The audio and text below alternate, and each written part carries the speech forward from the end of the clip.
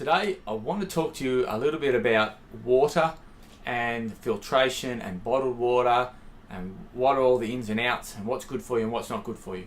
So I want to start firstly with the good old bottled water. Now I've got some really interesting statistics for you around bottled water and whether it's good, whether it's bad, what chemicals are in there and how actually good is it for you. So bottled water, essentially, here's some stats for you.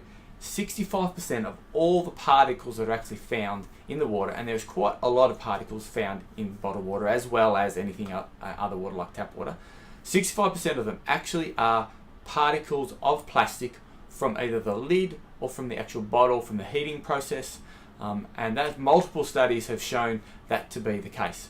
So that's just an indication that these particles are actually quite harmful and can be quite harmful to our health. So it's important to consider that there will be fragments from the bottled water that we actually drink.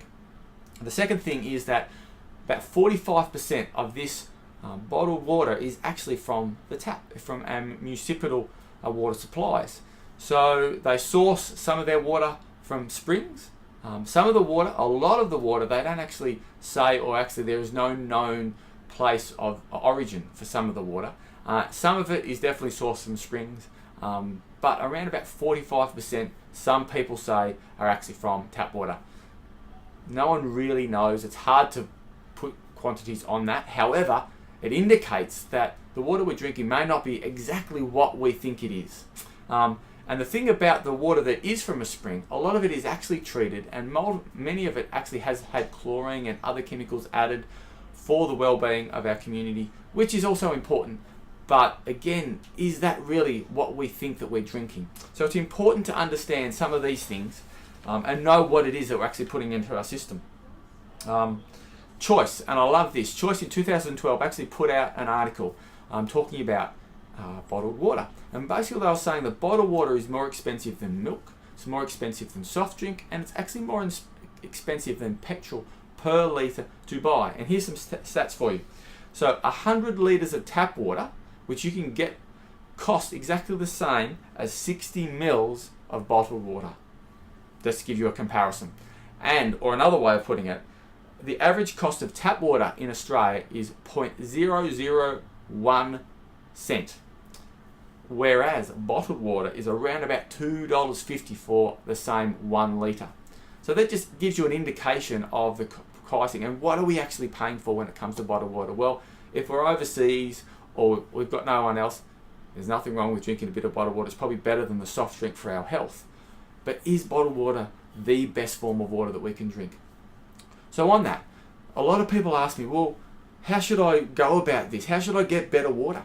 And where should I go? Well, I'm just going to give you a quick breakdown of some of the ways that people filter their water and some pros and cons and benefits for those. So the first way is water distillation. So water distillation is basically, in a summary, you heat the water up. Now water has a low boiling point. So all these heavy metals, all the other chemicals that are actually in the water, they actually just remain at the bottom, and then the water evaporates, and then you just get this absolute pure form of water through distillation. So, but it's quite expensive to run a distillation. It almost needs to be commercialized. And often you're actually removing some of the chemicals that are in the water that actually are really vital for us to actually digest it. The water becomes quite harsh when it's distilled because it doesn't have some of those chemicals. So there are some chemicals associated with the water that actually are important.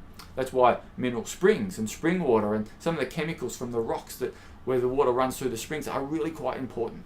It's also very expensive distillation. So there's reverse osmosis, and a lot of people have talked about reverse osmosis, and this is where the water is forced through a semi-permeable membrane, and a lot of those chemicals, the oils, some of the particles are actually filtered out. And again, just like water distillation, this removes most of the contaminants in your water.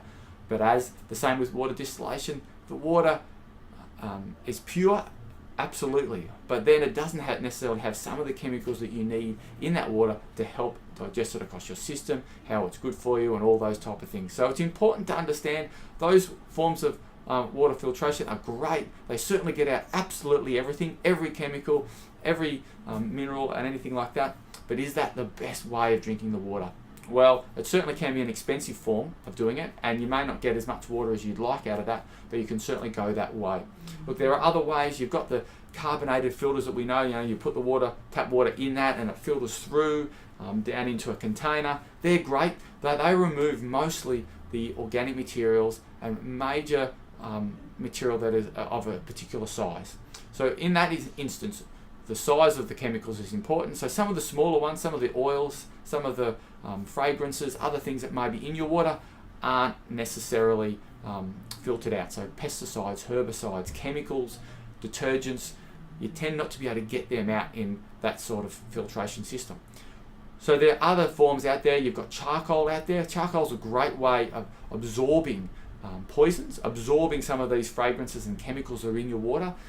We use charcoal when you have an overdose. You put charcoal in and it sucks out those poisons. So charcoal's great to put your water through because it will actually get out some of those contaminants and so other things. And so that's certainly something that you can look at as well. So you really want a filtration system, in our opinion, that actually has a carbonated filter that gets rid of the major materials in the water, but also you want to have some charcoal or some activated zeolite or something like that, which is actually put it through as well, and that removes some of those chemicals, and therefore you're getting a much more purified form of your water. So I hope that is helpful. That's just a basic summation for you. Look, water and pure water is so important for your health. It helps with every single chemical reaction in your body. And when you have toxins in the water, your body has to get rid of them. So it has to fight them. It has to do something with them. So it actually creates work when you have toxins in your water. So drinking purified water is great for your health. Enjoy the journey of finding out more.